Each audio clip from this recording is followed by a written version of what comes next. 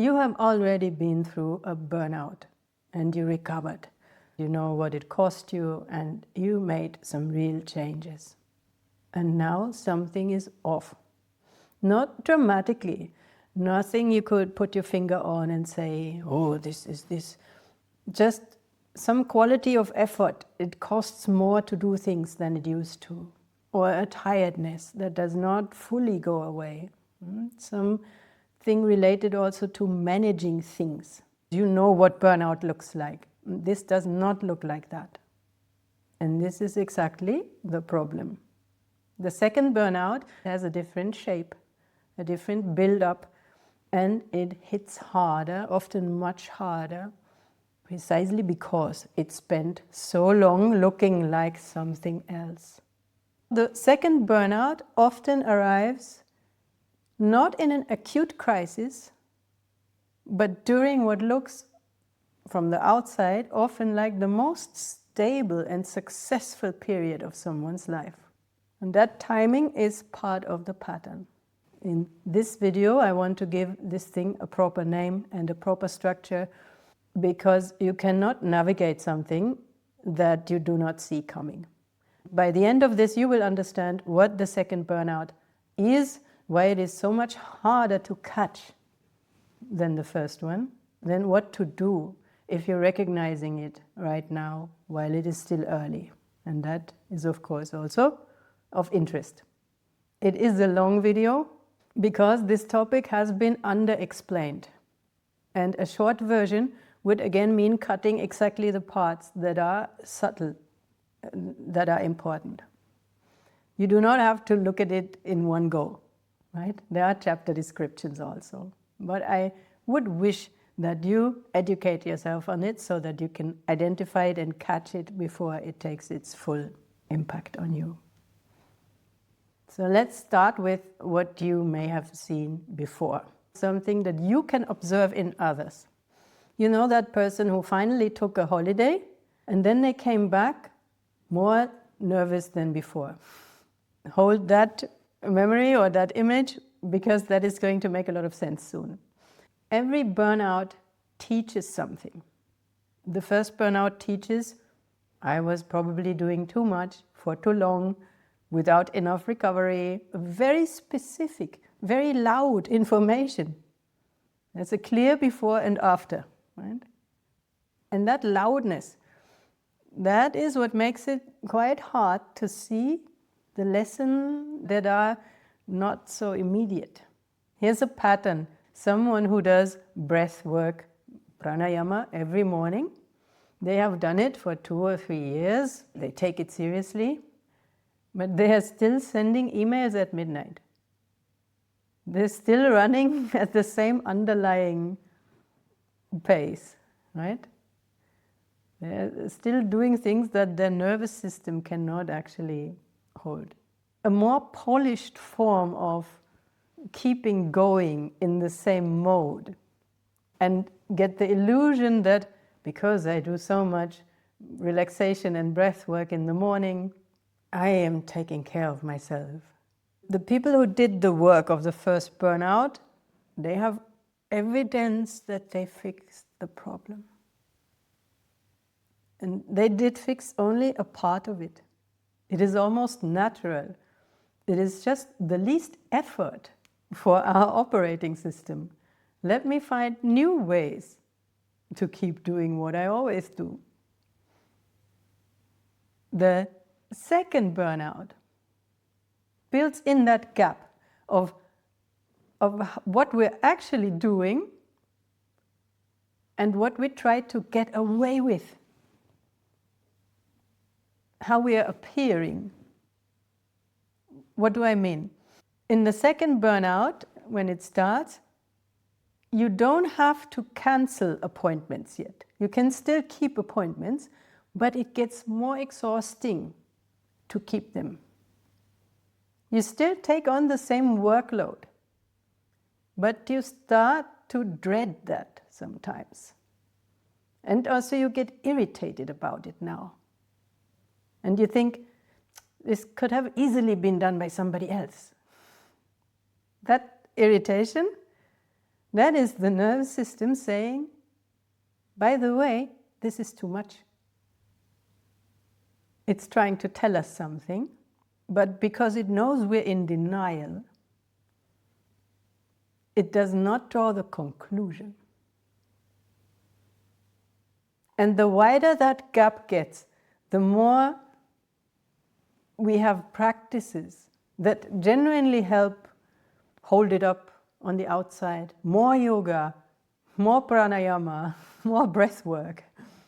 While that underlying pattern of optimization keeps running, then the less visible it becomes where we are headed, also to ourselves, right? In the direction of the next burnout. That just comes later then. We will look at the specifics of the second burnout. There is one separate video that goes through the early warning signs in detail. The link is below. But here, now, first let's discuss why it is so much more severe than the first one when it finally arrives, if it arrives. We want to prevent it. And that is where understanding your body becomes really, really important. The second burnout is harder to catch. That we know now. That makes it more serious. Anything you catch late has been running longer. It is more though than the problem of detecting it. The second burnout, especially in late 30s and in the 40s, it's harder because the body is in a different form for the first time. You know that phase in life where you do get enough hours of sleep in, theoretically, but still you wake up exhausted. You still cannot focus properly. What changed is the overhead we have to work with. Look at it like this. You're driving at 50 miles per hour and you have been fine with it, but one day the road narrows and you can still do that tempo, but it's more difficult. There's no room for error anymore. Your speed did not change, but the road did. You have to be a lot more careful now. And that takes capacity and energy. The same actions as before, without any other dramatic change, are not sustainable anymore. The road has gotten narrower. What we could handle at 30 years old, with not so many consequences, we cannot handle in the same way at 45 or at 55, right? The body's ability to keep going, to run a little faster than it ideally would like to function a little better than it feels comfortable. That ability is not fixed. It changes as we age. And with hormones also, it changes. Then there's the domino effect. When one thing goes off in the body under these conditions, it does not stay in a corner by itself, alone, because all our systems are connected, right? So cortisol goes off. We have a weird timing all of a sudden. That means we're wired at night, in the evening, very awake, and in the morning we have difficulty getting up. Cortisol went somewhere. That throws off our sleep rhythm. When the sleep is off, we get problems with the production and the uptake of serotonin and dopamine. These are the things that help us feel motivated and steady and feel okay. When we have problems with these, also there is an effect on digestion, in fact. The body cannot absorb the things it gets as well as before. And through that, the immune system gets weaker because the micronutrients are no longer arriving that well. And everything goes haywire, right? So one domino and the rest follows. They all can dysregulate each other. And in a body that has been running for a long time, overcapacity, with body also including nervous system, right? Of course, it's part of the body. These dominoes then have the tendency to collapse faster and further than they would otherwise if we have not stretched beyond our capacity for a long time. And that is why the second burnout frequently produces something new, something the first burnout did not do to that whole dramatic effect, which is chronic fatigue that does not get better with rest. Not just being tired, but a profound fatigue, where the recovery mechanism itself stops working. The body cannot get back to baseline through ordinary means, because these ordinary means require resources which the body currently does not have. Now, I'm not talking about chronic fatigue syndrome. That is a specific pathology on its own, very severe, very dramatic. What causes it exactly is not clear. There might be viral infections involved. So we have to distinguish between chronic fatigue and chronic fatigue syndrome. These are not the same, okay? Here now I'm only talking about chronic fatigue. But that is bad enough. There is now evidence that is quite recent, it's still evolving, very much worth looking into, that we seem to have a switch as a species, humans, that reduces our baseline of energy and recovery capacity, basically of aging. There is an aging switch that happens twice, around age 45 and around age 60, in average. That we do not age gradually, but suddenly through two of those shifts. Research is very new on this. There's no definite understanding of this as of now that I'm recording this. But it's interesting because it looks like a built-in adjustment, right? And a body that has already adjusted how it was operating would respond very differently to such a sudden drop.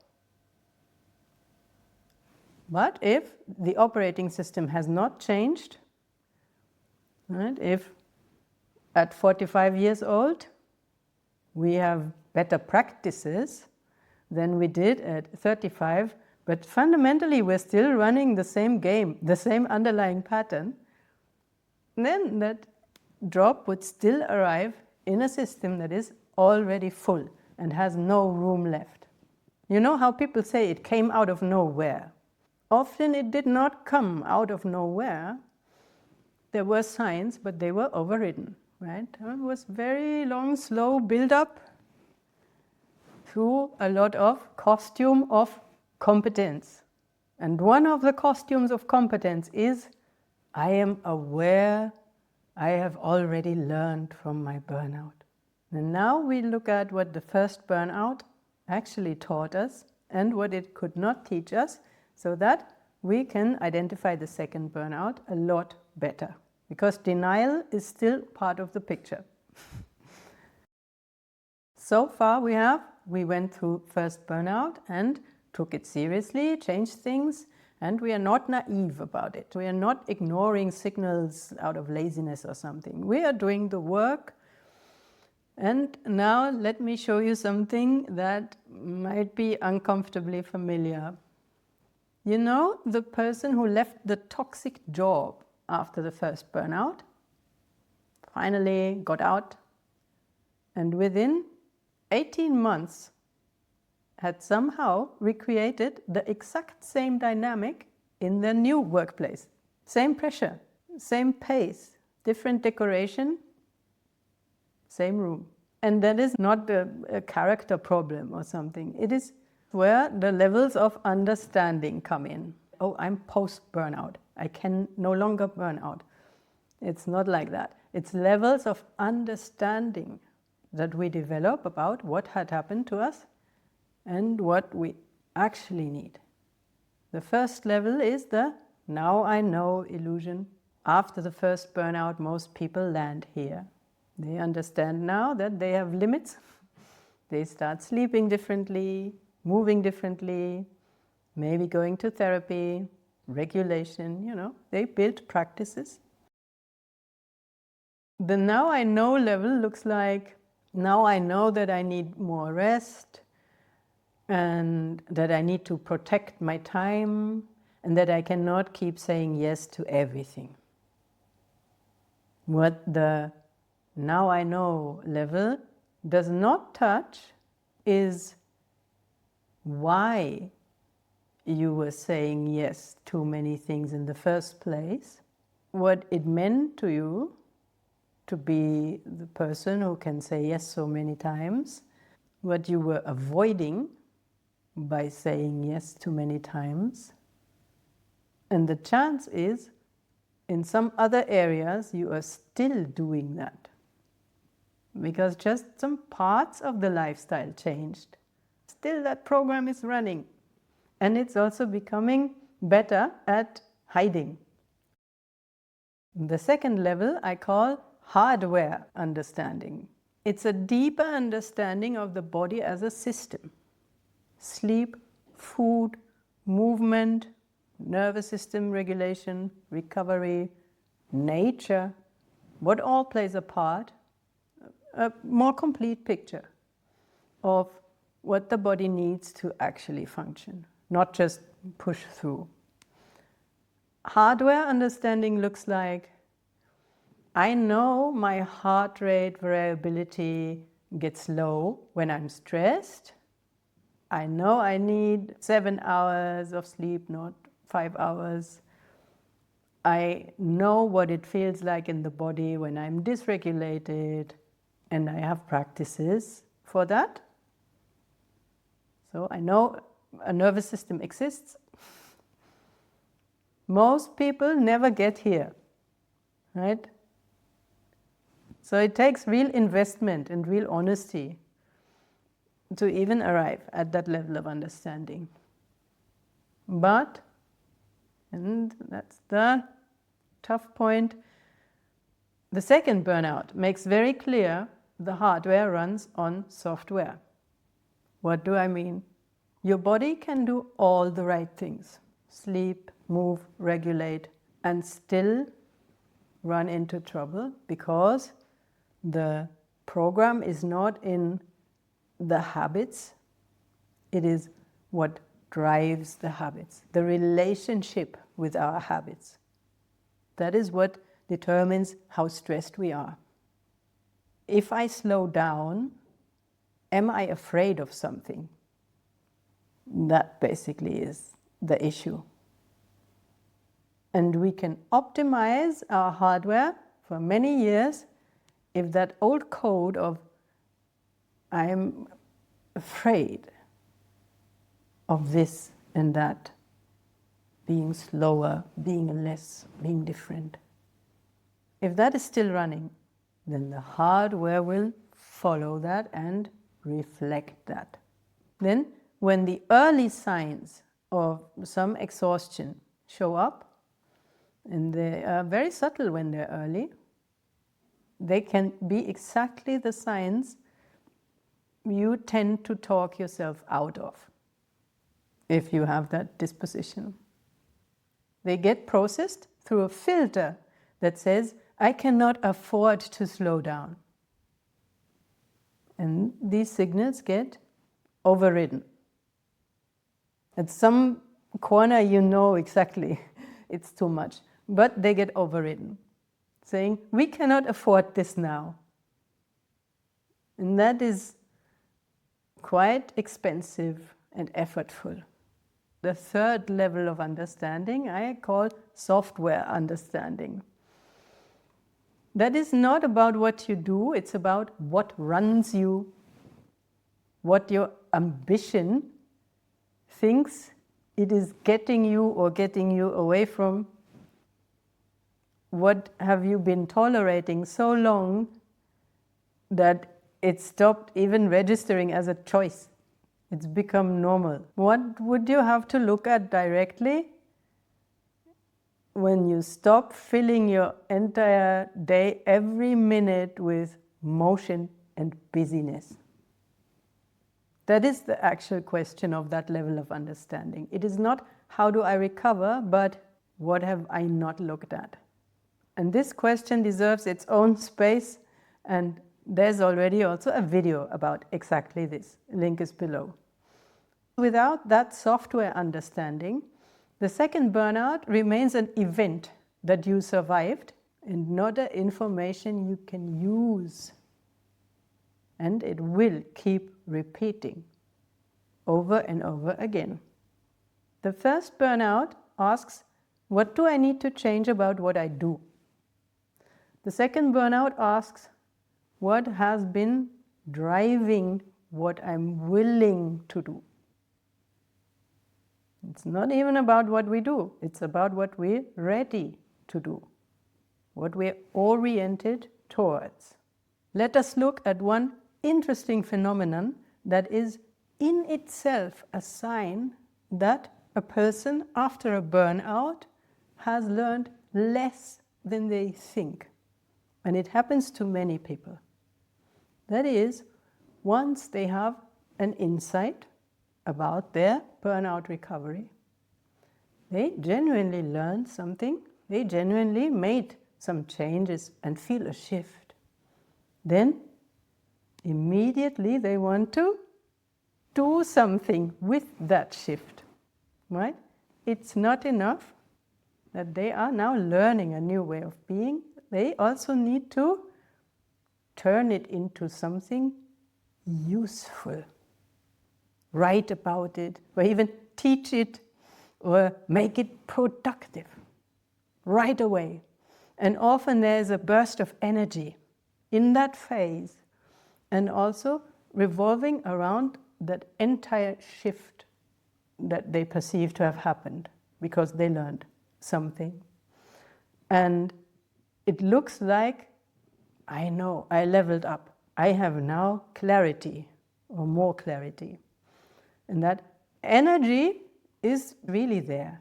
It is the now I know illusion, and it is running together with the ego, with the identity protecting itself in its productivity. It is like a work of art, isn't it? How we can trick ourselves without our knowing. The impulse to immediately package what just happened, package the lesson, package the teaching. Turn the insight into output. Not after 3, 4, 5 years. Immediately. Get something from it. The operating system feeling threatened in its mode, and also recognizing a potential resource and putting it to work, outside work. That insight got swallowed into the old program instead of changing the old program. Software understanding, the higher level understanding, does not feel like a burst of energy. It feels like a long process, a new way of looking at things, of constant surprise that you have been organized around not looking at certain things. It is an internal dialogue. It does not produce outward, wow, energy at all. It produces over time a different kind of steadiness. And knowing and learning the difference between these, that is part of what the second burnout can teach us. Now here's an anecdote about the type of disposition that is likely to have a second burnout and a more severe one. You know, some people have an inherent difficulty, a resistance, let's say, when they do not know something. So you will all know that uncle who cannot be the receiver of something being explained, right? They get a new television and somebody is trying to explain to them how to switch it on and use the remote, and they get angry at the very fact that they don't know it yet and somebody is explaining it to them. Although nobody expects them to know it right away. It is a new TV. How should they know how to operate it? But they cannot tolerate that, right?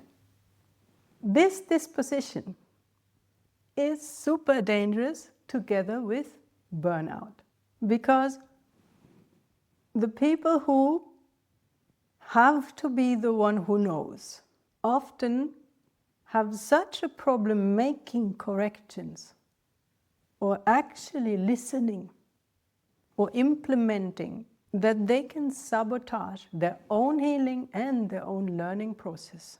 The really smart people, in my experience, are the people who are very openly delighted when they are learning and being taught and getting inspiration and information, isn't it? When we have no problem with the limits of our own knowledge, then only it is easier for us to accept new information and to try things out and evaluate them without a big ego show. That is also important. If I evaluate only in the light of how I was brilliant, then that evaluation does not give me actual results for the next difficult situation. So don't be that uncle with the television set. In case to you, learning, being taught feels like losing or weakness, then you have an issue. Then your nervous system will keep paying a high bill, extremely expensive bill, for as long as that equation is still there. Look into how your sense of safety depended on you having to be the witty one, the useful one, the fast one. And detangle that, decouple that from today for the sake of your health.